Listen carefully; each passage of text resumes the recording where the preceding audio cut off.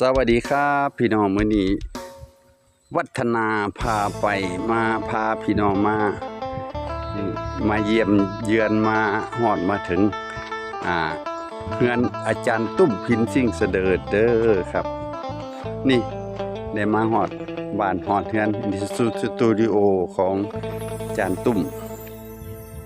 พินซิ่งเสดิร์ด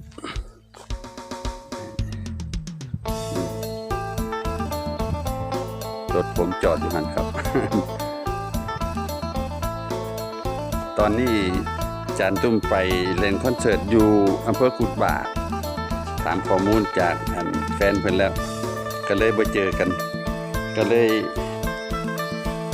เลาะไทยบรรยากาศอาณาจักรของ อาณาจักรของเพิ่นโอ้สงบดีบ้านเพิ่นอยู่ห่างจากในบ้านนั่นนะอยู่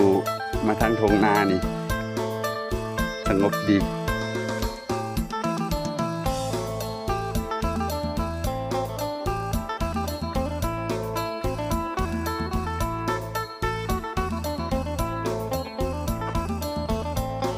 จันตุ้มปยูไป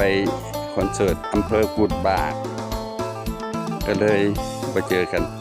มื้อหลังมาใหม่ครับได้เบอร์โทรได้หยังเพิ่นละนัดมื้อหลังให้ว่างๆจังมาเจอจันตุ้ม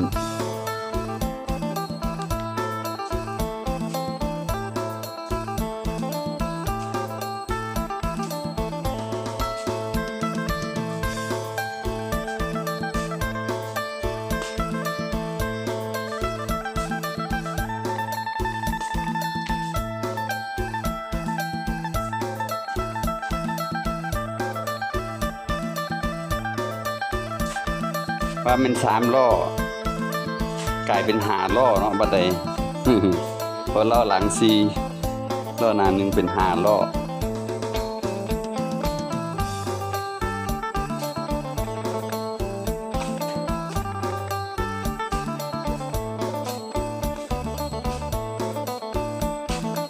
หลังบ้านเนื้อกว้างสบาย